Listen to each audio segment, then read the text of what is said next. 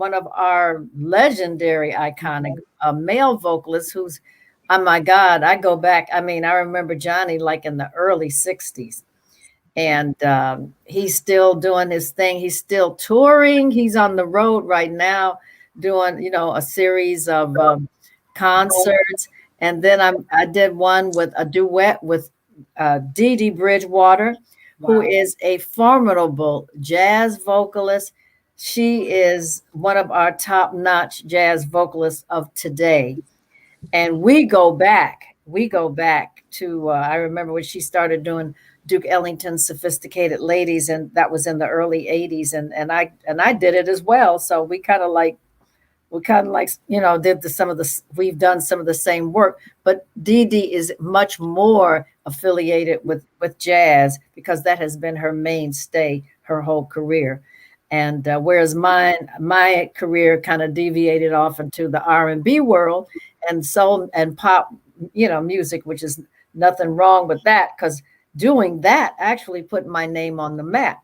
Right. And then I did a duet with Kurt Elling. Now, Kurt Elling is one of our foremost jazz vocalists, and he's a multiple Grammy Award winner in the jazz vocalist category. So, and I mean, everything I did, I mean, there's not one song when somebody says, "What's your favorite?" I don't have a favorite because they're all good. They're all good. I do a song, but I do, of course, a song by myself. It's All Right With Me. And it's just like they say, it's a concentration of good music rather than 2 or 3 cuts or 1 cut. And then that's the only cut you like on the whole album. Because I've had that happen to me many times where I buy a whole album, a CD, and it's because it's a hit, so one song is really good. That's a hit. And then you wind up loving that hit. And maybe another song on there is okay too, but then you don't like the rest of the album. You know what I mean? Yes, so, yes, ma'am. I think all 6 of those cuts are great. Yes, ma'am. We'd like to get started with the questions, and I would like to ask: describe your childhood growing up in Detroit or Motown. Well, Motown. When I grew up in Detroit, now let's face it. If you've checked out the Wikipedia and all like that in my biography, you'll see that I can't lie about my age anymore. So I was born in the 40s. And so I was a child. I was like a young child in the 40s. And then, of course, in the 50s, I was in my teens, 60s. I was filling my wild oats in my 20s and, in the 60s. But I have to say, growing up in Detroit was, when I think back on it compared to today, was wonderful. It was wonderful. It was just a normal city, metropolitan.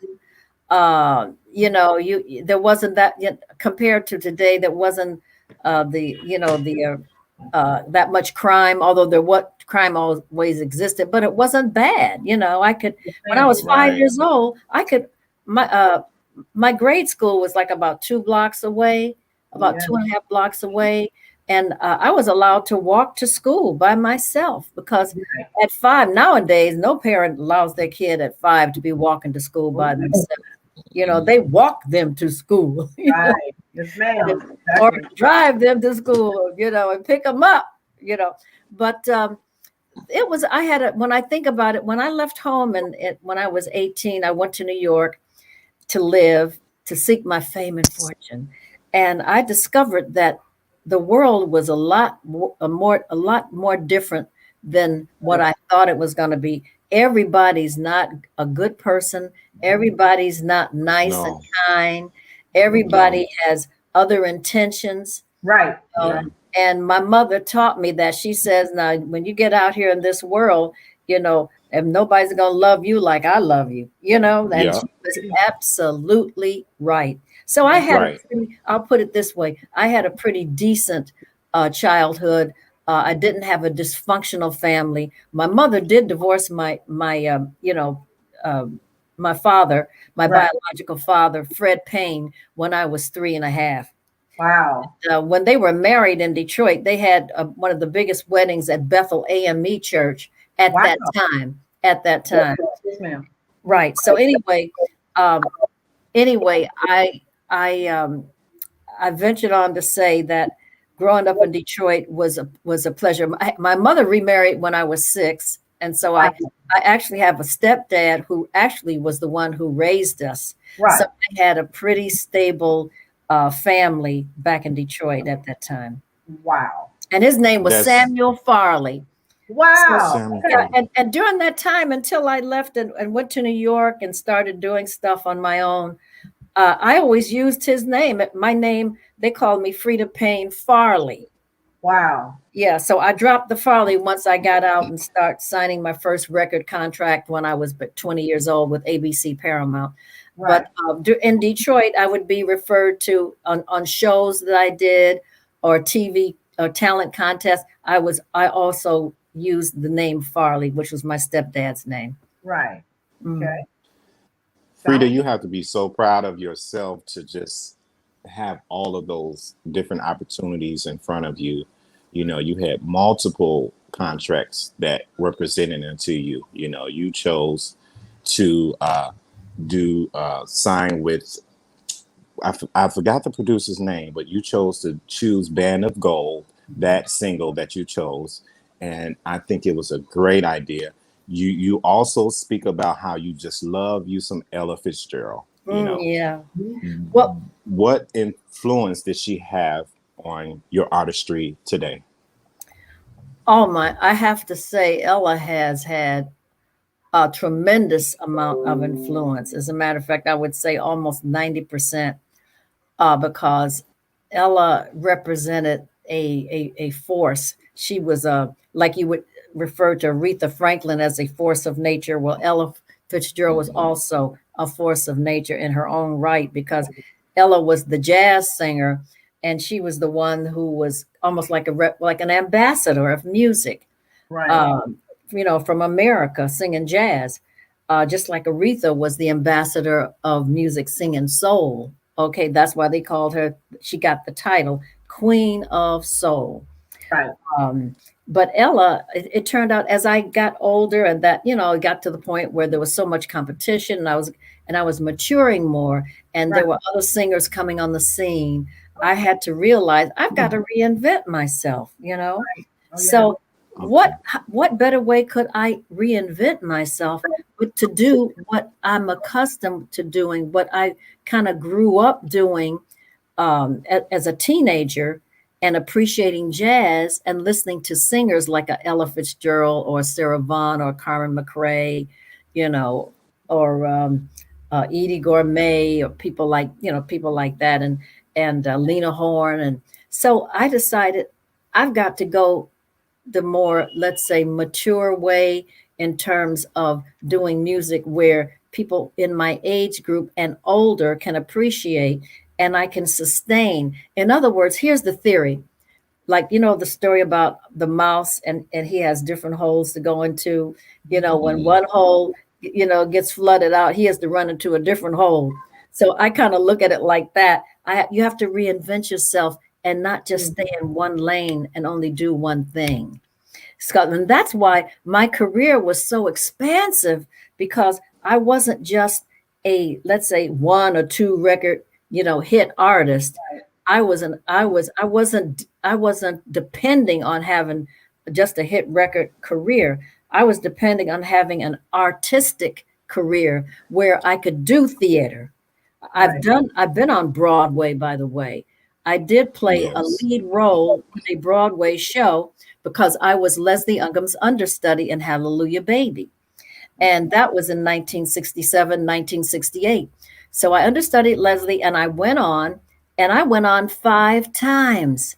5 times on Broadway in a lead role. I'm the first person on stage that you see at the beginning, and I'm the last person that you see at the end.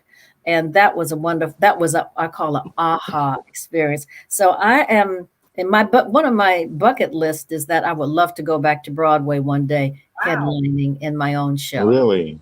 Yeah. Really? And believe Wow. me, that's like something when people say, well, girl, you're old now. Well, yeah, I'm old, but I'm not done. You know, I'm not done You yet. ain't done. You better let them know.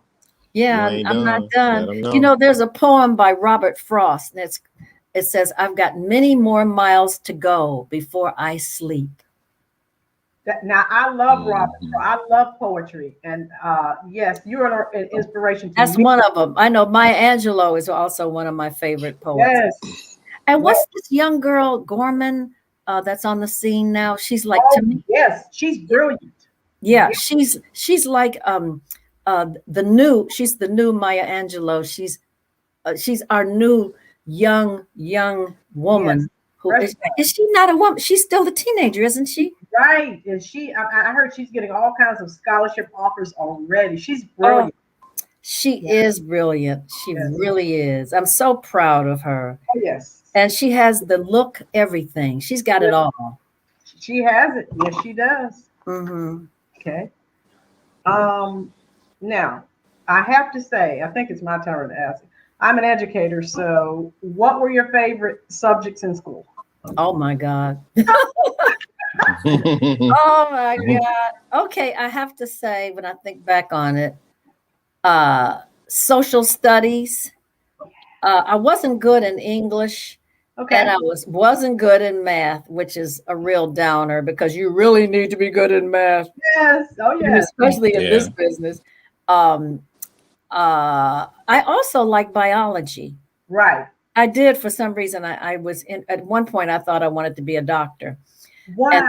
then I realized that maybe I didn't have all it would take to be a doctor because I can't stand the sight of blood. No. So that's Mm. out. Yes, ma'am. Yes, ma'am. So, we all, when we're in school, we have that favorite teacher that we just stick close to and Right. always remember. Was there a favorite teacher that you had that you never forgot about? Oh, wow. Not really. I mean, I can think of you know how long ago that's been? Woo! That's okay. We know you Long, That's have a it. long time. you're talking, hey, look, I'm late 70s. And to think back to when I was 14, 15, Yes, 16, ma'am. It's hard to I mean, do. I can see them. I mean, I can see their faces and everything. But I can't say I had a favorite, but Mm. um, I liked several of them. Okay. Okay. Oh, Okay. okay. And I'm going to say something now. This isn't academic. This was my gym teacher, and Okay. her name was Ann Cade. I call her Miss Ann Cade, and I studied modern dancing with her, and Wow. that was one of my favorite. It's not a subject; it's just it's Right. like Right. it's like people. I mean, young people when they're in high school and they take Right. and they have basketball, basketball, baseball, soccer, and all that kind of stuff. And Right. that's how it all starts, and then they go on to college and continue, Yeah. Right. and then go on to But I the major leagues if they're talented. but I bet you can dance now though. So hey, it worked Well, you out know either what? way. I did dance, but I have to also tell you, what comes along with age is that your body ages just like a car ages Yeah. or anything else. And you have to either keep it like repaired or replace parts. I just had a year ago, I had a total knee replacement. And then Wow. I just recently, almost 4 months ago, I had a total shoulder replacement. So I can't dance like I used to, but I can dance. I can move See, around. I can see, move around. That's right. And I I know you did can. also, I'm a yogi. I did yoga for like 40 something years. And that has helped me a lot to keep my body in shape. And I will get back into it as my joints, as my shoulder heals Heal more. up. Yeah. Yeah. Right. That's great. Oh wow. Um, Another question. Who is or was your greatest inspiration? Oh, my greatest inspiration. I would have to say Lena Horne. Okay. You mean as a performing artist? Yes, ma'am. Mhm. I would say Lena Horne because Lena, through her, I saw class. Oh yes. I saw class, like the way she dressed and I saw strength. I saw strength and dignity. Also, Diane Carroll Oh, yes. was one of my greatest inspirations. I saw, the gown she she wore. She wasn't exactly wearing the real tight gowns. She wore like Empire, the Empire cut and A-line gowns. Right. Miss Diane Carroll was an inspiration, but Lena Horne was my main inspiration. And the reason is because I knew about Lena when I was 5.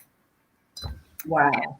I remember my grandfather, I remember saying, Granddaddy, who's the most famous colored woman? Back then we said colored. Who's the most famous colored woman in the world? Entertainer. He said, Lena Horne. Yeah. I said, why? He said, because she's beautiful. And he said, she can sing. He said, the only thing she wears all them gowns because she's got skinny legs. That's what he said. He was so funny. That's what he said. But Lena Horne was one of my big inspirations. Wow. Now, with your long career that you have, what is the most important award that you have received thus far? Yeah. Oh, wow. Well, I got a Lifetime Achievement Award from the Urban League of St. Louis. Right. And that was really nice. That because of the ceremony, the gala. I think what was the year? 2017 or 2006? Anyway, it's on my on the mantle over my fireplace. Wow. Okay. Yeah, it's really Well, nice. congratulations. I got a lot of awards. I've got another ones. I've got 2 awards from Heroes and Legends. That's right. Okay. Heroes and Legends, and that's the award ceremony that was launched by Janie Bradford Hobbs of Motown, and also Barry Gordy Jr. Of course of Motown. And every year they would honor someone in the industry or in the record industry or the entertainment industry. And that's been going on for like about more than 25 years now. Yeah. And so I've got 2. I've got one for my drama theater, and I think the other one was for it was like an entertainment, longevity or something like that. It might have been a Lifetime Achievement Award as well. Awesome. Right. Awesome. Oh, and I got one from the American Music. They call American Music Awards. Right. Oh, okay. Sounds good to me. What year was that, the American Music Awards? Do you recall? I'd have to go and look at it. Okay. You want me to go and look at it and come back? Want me to bring it? No. I'll show it to you. Oh, that'd be amazing. If we see, yeah, that'd be amazing. Okay, hold on. I got it. I just got Okay. Wow, we get footage like that to see an This is award. wonderful. Type in the comment section. Don't you just love it? How can I find that Yes. CD? I wish I could pull that trailer up, but it's not showing on the screen, and I don't want to touch anything and screw anything up. I want her to see that the video. It's not to the right. I would love for her to see that. It's not to the right of the screen. It's a total different screen now. That's what I was telling you. And I don't know what to. She is Reese Cup, Stephanie. Yes, Stephanie, I love it. What's up, everybody? Thank you for coming. How is everyone doing? Yes, this is a total different screen, fine. So I don't. Okay, that's fine.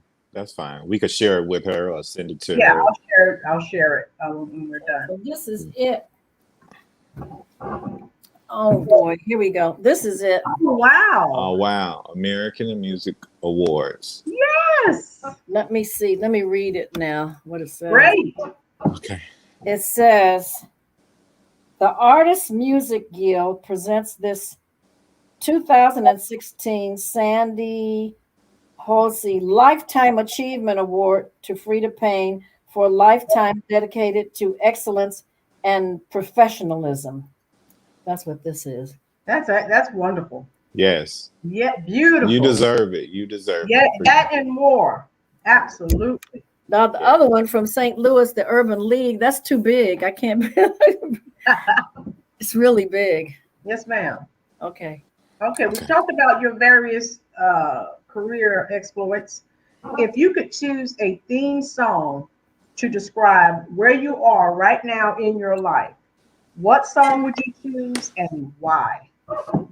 Well, there are two songs. Well, one would be a song that was written by Artie Butler and Phyllis Molinari, and it's called Here's to Life. Oh, wow. And then there's another one that I've never performed before, never done it before, but I've always liked it. Let's say when I was 70, it was a very good year. Right. You know, it was a very good year. Da da da da da da da. Da da da da da da da da da da da da da. Da, da, da, da, da, da, da, da, da. It was a very good year. And then it goes on when I was 17, and then when I was 21, and then when I was 35 or 45, and then it goes until like and then it goes to like when they're in their 60s or 70s, and they're in the autumn of their years, and blah blah. To me, that describes my life in a way. Right. You know, so I mean, the lyrics might have to be altered a little bit here and there, right, you know, to fit the female perspective. But that song was a very good year. And then another one is a third one is My Way. Oh yeah, I did it my way. But that's so self-aggrandizement, you know, kind of like lyric. It's like ego tripping. I did it my way. We just got front row coverage. You over there scatting and about to bust into a scat and do your little jazz singing. We love it. We are here for it, Freda. Exactly. Well, if you get my latest CD, you'll hear. Oh, we're gonna get.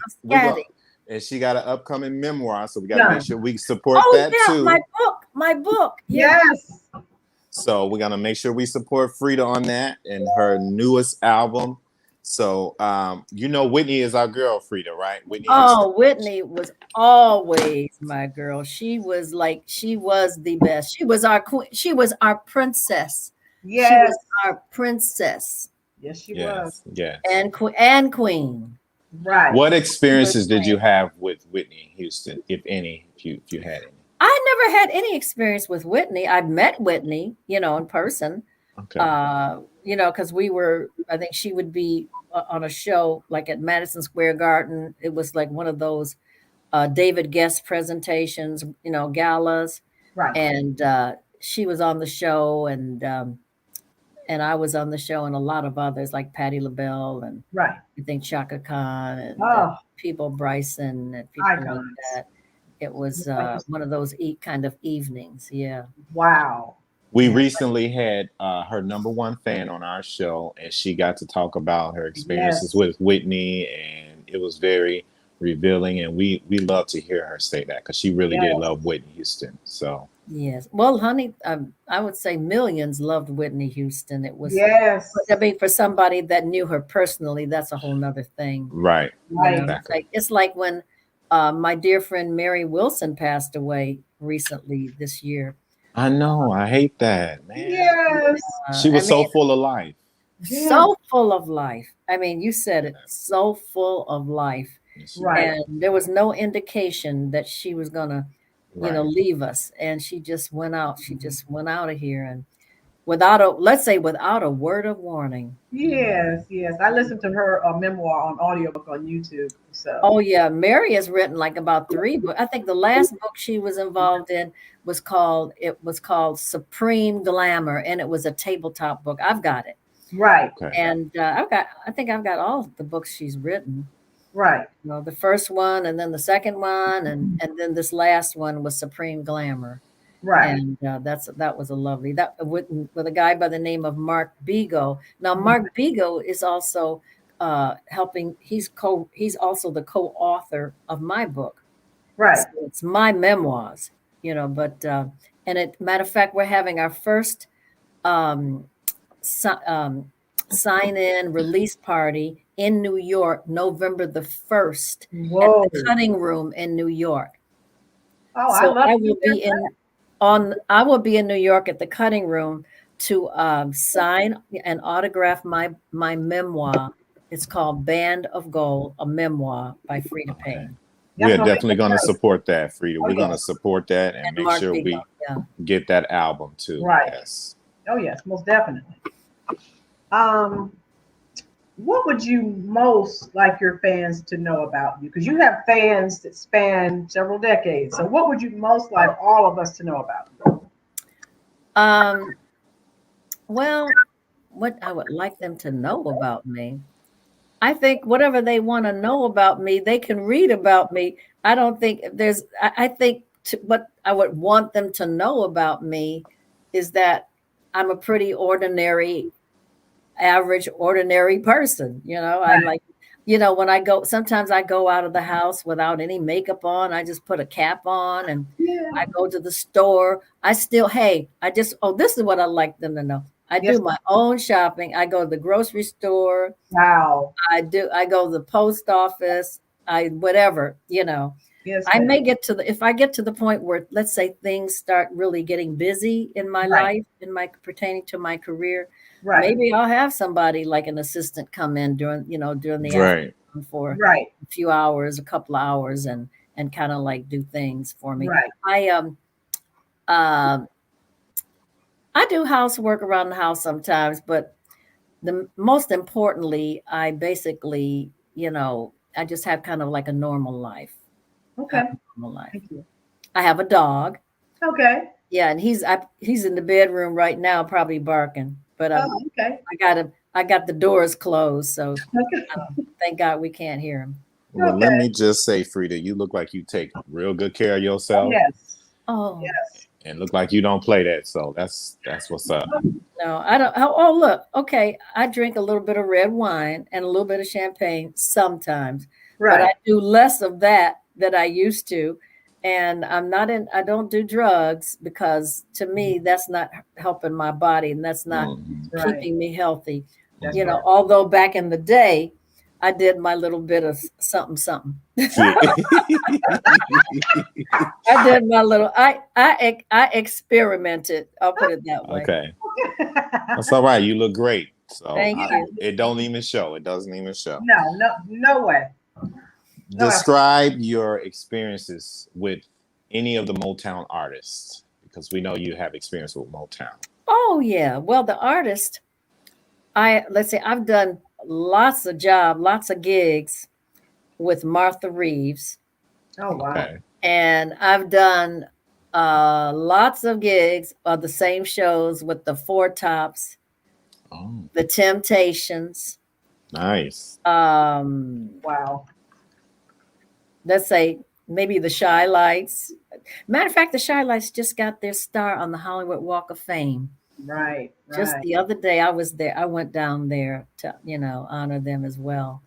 And what's his name? Marshall Thompson. Right. Yeah, he's the only surviving member. And he was there and all looking as sharp as a tack. Right. Okay. Yeah. And the Delphonics, I've worked with them. And Oh wow. uh-huh. Did you? I love Mary Wells. Did you get a chance to meet her? Oh, yes. I Mary met Wells? Mary Wells back when we were both, I think we were both 16 back in Oh, Detroit. I was 16, she was 16. We were doing a sock hop. And what Okay. happened was she was singing, I think one of the first songs that she recorded on Motown. I don't remember the song. And here's the funny twist. I was on that show at a high school auditorium, but I was dancing. wow. I was dancing. That's what I wanted. That's what I chose to do. Okay. And who else have I worked with? Uh, what's his name?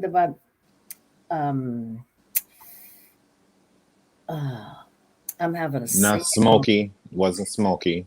Wasn't Smoky, but it was. Um, let's get back to that. We'll get back. Okay. Okay. Sounds good. Yeah. Um, so who are your favorite artists today? Oh, I'm sorry. I'm sorry. That wasn't it. Edwin Starr. Edwin Starr. Edwin Starr. As a matter of fact, back in 2002 in the UK, in England, I did a 2-month tour that was Edwin Starr, Martha Reeves, and me. Wow. Just the three of us. And we did a tour all over England. Nice. Yeah. Little Anthony and the Imperials. Were they ever with Motown? I think the Imperials were. I'm not. I think so, but I'm not sure. And so you had, with your experiences with Motown artists, and I love Motown. Most of the music I love was out before I was born. But Motown is, of course, iconic. oh yeah, Motown has a definite place in history, and Motown to me changed the world as far as R&B music is concerned. Right. Yes, ma'am. Right. Motown came before Philadelphia International, and Motown will always be, let's say, the shining star, the shining palace on the hill, right? Where you have to say, well, that's Motown, and then and then of course Philadelphia International blew it out the water. Yes, they did. Kenny Gamble and Leon Huff, and I kind of regret that I didn't sign with them back in the 70s, because they came after me around, it was like 1976. Right. And I was at a impasse where I was being offered a deal from Capitol Records. Right. And also Leon and Kenny Gamble and Leon Huff, they were out here, and they sat down with me and they gave me an offer. And what it was, Capitol was offering me a much more lucrative deal. And so my attorney said, well, you need to go with Capitol because they've got, the longevity and blah, blah, blah. Well, guess what? Looking back on it, that was a big mistake. Because if I'd gone with them, Philadelphia International, I would have gotten more attention, because I'm a Black artist and they're a Black company. Right. They would have had more of a reason. They would have put more love into my projects. You see what I'm saying? Right. But but then again, you have to look, everybody has, situations where they say I should have turned left instead of turned right. Right. But ultimately you made the right choices to get you where you're at today. Well, would you say that was your greatest regret, Miss Payne? Would you say that would be your greatest regret, career speaking? I won't say my greatest. One of them. Okay. Another regret is I always used to wonder, should I have gone with Barry Gordy? Right. Because he and my mother couldn't get along business-wise. My mother. I read that. Yeah. And she always resists, she would not go along with him because he was that kind of a person you had to go along with, do it his way or no way at all. And my mother was like a very smart, intelligent woman. Mm-hmm. I mean, smarter than me and my sister put together. I'll put it that way. She had good common sense. Right. And she just rejected some of his demands, and she wouldn't budge and he wouldn't budge. So I was just 14 at the time. Right. And I always used to wonder, how different things would have been for me. Oh, wow. Had, she allowed me to go, with Barry. And that's all. That's all I have to say. But being that I believe in the Holy Spirit, and I believe in God, and there's a greater destiny for everyone. Right. I go with that, because if it was supposed to be, it would have been. Right. Exactly. You have to look at it like that. If that's the way it was supposed to be like that, that's how it would have been. Right. We're sort of over on our time, so we're gonna probably we don't want to take too much of your time. So Chef FINEASWINE, you want to go ahead and sort of ask maybe the last question, because I know Miss Payne has things to do, so we don't want to take all your day. Yeah, absolutely. We thank you again, Freda. There were a lot of pitfalls back in the music industry in those days, I'm sure. How was you able to avoid getting mixed up in that? Well, the pitfalls was like maybe if being uneducated about the music business. Right. Or let's say a pitfall. It's like it's almost like you just have to have an instinct of whether you're going with the right people or not. Okay. You might, like I just mentioned about my quandary back in those days when I didn't go with Motown because I realized my attitude is this. Look at it this way. There was Diana Ross. Mhm. Now, what if I'd gone with Motown back when I was 16 in 1950 something? Wow. What would have happened? I think there would have still been maybe a problem there where Right. I saw I wasn't getting enough attention and I probably would have left anyway. But Right. then again, I don't know. I don't know how Right. things would have worked out. But she was meant to be who she was and who she became because she had the it factor. And that's what it was all about. And Barry was smart enough to see that and go with it. Right. So he made the right decision. So, and like you just mentioned, the spiritual aspect, everything happens the way it's supposed to anyway. Yeah, it's just that you have to keep your wits about you, Right. and no, always look before you leap. You Right. know, seek good advice from a lawyer or Right. somebody who's a veteran in the business who knows all the Right. ins and outs. Right. Yeah. Can I ask one last question? If you could, where you are now in your life today, if you could go back to when you had that number one song, Band of Gold, 1970, what are three things you would tell your younger self? I would say, ooh, Woo! wow, that's heavy. I would say, keep your eye on the prize, look straight ahead, don't get involved with anybody, especially anybody you work with. That's good Mm. advice. Don't Excellent advice. And don't for those who know what I'm talking about, they know what I'm talking about. Yes, But ma'am. don't, let's say, as they say, just don't get involved with anybody in a personal relationship that you work with, Right. because that can cause problems. That's very good advice. yes, Mhm. yes indeed. And I will definitely, we have a little short video. I'll send it to you. Okay. It's a little compilation, just honoring you.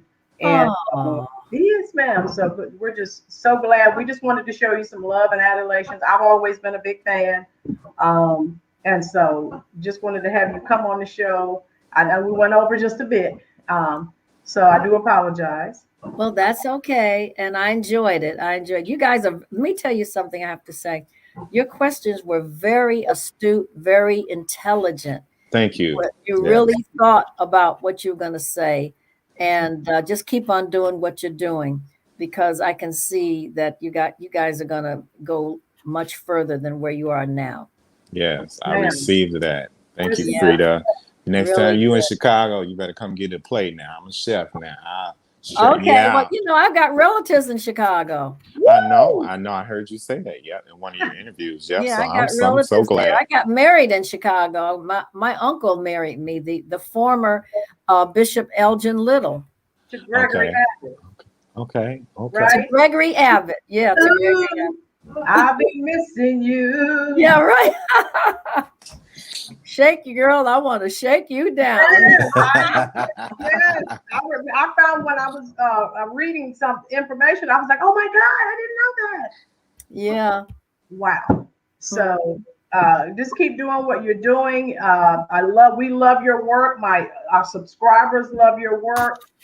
We will be supporting you when your memoir, is out. I wish we could make it to New York to your signing party. I'll see what I can do. At the cutting room, November 1st. November All 1st. right. You Yeah. get that time. Yes, I got it. And if you The want me to cutting plug room. your memoir, you can plug it now. It's going to be on Amazon. It's called Band of Gold, a memoir by Freda Payne. All right. Band of Gold. Okay, guys. And Mark Vigo. Freda Payne and Mark Vigo. And when we get our copy, we're gonna make sure we send a picture with the book and the album in our hands. All right. Okay. Your family here, Freda. Thank you for being with us. We will share it out on all of our social media platforms as well. And I'll see if I get an invite, I'll try to make it to the book signing. All right. Okay.